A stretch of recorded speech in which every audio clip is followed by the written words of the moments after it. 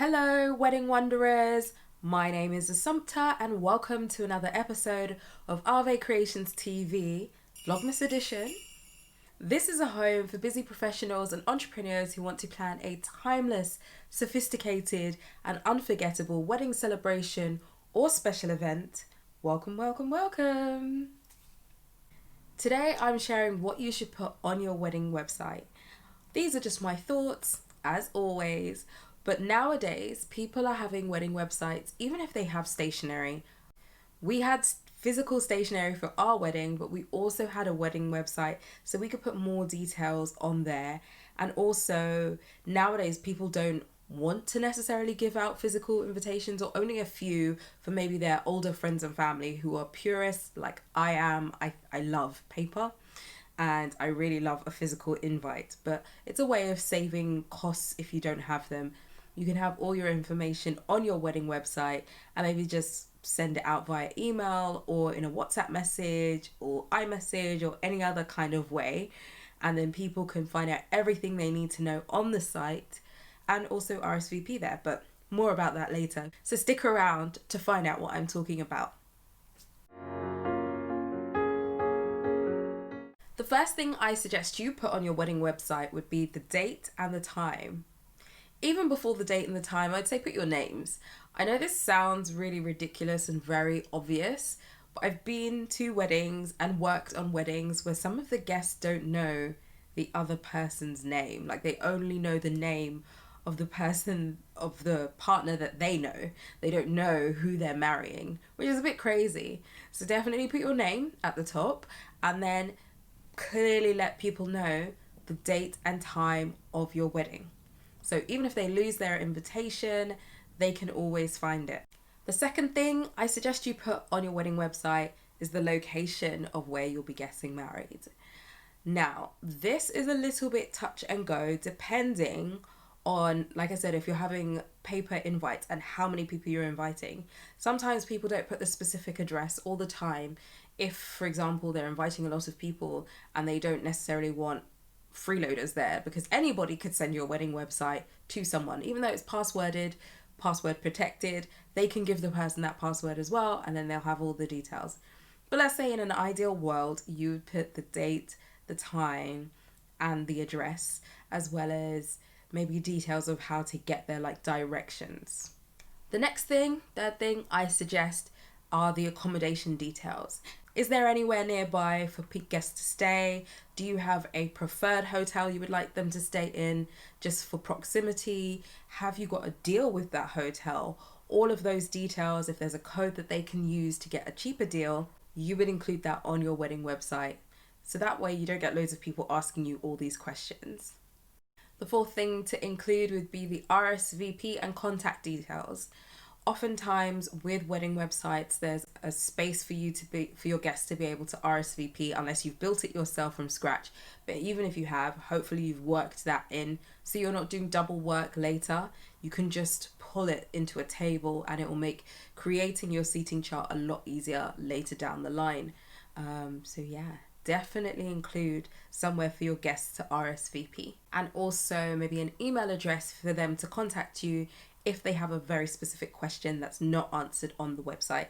You don't necessarily want loads of people calling you, and if you have a wedding planner, you'd need a central email address for everything to go to, so that needs to be on your website as well.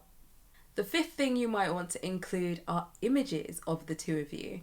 This is where your pre-wedding photo shoot comes in handy, engagement shoot, whichever term you know it as. You can use those images on your website for your save the dates and other things to do with your wedding. But it's nice for your friends and family to be able to see more pictures of you.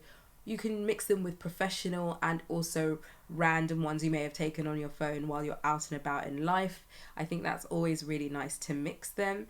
It gives the people who may not have interacted with you a lot as a couple a chance to see parts of your life. So I think images are always a really lovely thing to include. The sixth thing, again, kind of in line with the last thing I mentioned, would be to tell your love story. Now, this isn't for everyone. Sometimes people want to keep it to themselves, or maybe they want to share it on the day somehow, or are hoping it will come out in the speeches. But it's really nice to share your love story or maybe your proposal story on your wedding website. When you get engaged, you get asked all the time, how did he propose? How did he propose? So it's kind of nice, or actually, he or she. You get asked all the time, how did they propose, he or she? So rather than telling the story a million times, you can just write it once on your wedding website and direct people there. Something to save you time, and then you kind of immortalize the story. And it also means that people who aren't around, as I said before, get to know you better. Number 7, something else you could share would be your bridal party, if you're having one. Nowadays, and especially in these COVID times, people might be opting not to have a bridal party, or the bridal party is so small, there's maybe no point in putting them on your website, but it's entirely up to you. Introducing your friends and family to the people who are going to be standing by you on your wedding day and probably helping you plan quite closely, I think is a lovely thing. You can put the best man and the maid of honor or matron of honor, and then the bridesmaids and the groomsmen, should you wish to. Plus, it's also a nice way of giving the bridesmaids and the groomsmen a shout out. You can write really lovely paragraphs about them, which I'm sure would make them feel really good as well, as they're on this journey with you. Number 8 would be the dress code. If you're having a dress code at your wedding, I mean, every wedding probably has a dress code, even if it's casual, smart casual, black tie, semi-formal, so many different options. But if you can give people examples of what you mean, you could use pictures to give people a feel of what you're trying to create. So yeah, helping people with the dress code is a great idea. So that way the aesthetics match your dream and your vision. 9th thing to include would be your gift registry details.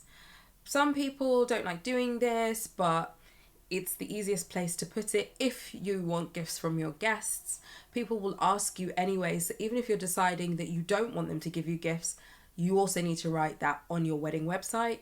You could let them know that you're making a donation in their name to charity, or politely tell your guests that you have everything that you need already, that their presence is your present. See what I did there?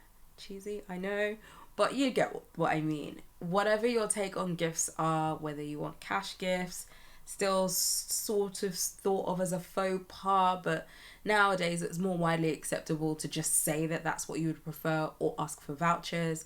But you can state all of that on your website and put a link to your gift registry if you have one. And number 10, the final thing I would suggest that you put on your wedding website would be details of anything to do in the area, whether it's a day celebration or a weekend long or week long. I would suggest you give people the option, because some people may decide to turn your wedding into a longer break for themselves, especially if it's not in the town that they currently live in, or a town that you grew up in, and people have to travel for your wedding. They might decide to just stay in the surroundings, and it would be nice for them to know what they can do around. It takes a little bit of effort from you or your wedding planner, but it will really be helpful for your guests and shows that you're going the extra mile for them. If I've missed anything, then please let me know. As always, I'd love to have a conversation with you in the comments. In case you are new around here, this is one of the videos that's part of my blog. As part of my Vlogmas series, I'm recording 12 videos, kind of like the 12 days of Christmas. If you enjoyed this video, then hit the like button and subscribe if you want to see more. Maybe have a look at some other videos and see what you like. And hopefully I'll catch you in the next video. Yeah, like I said, don't forget to subscribe, and I'll see you next time. Bye.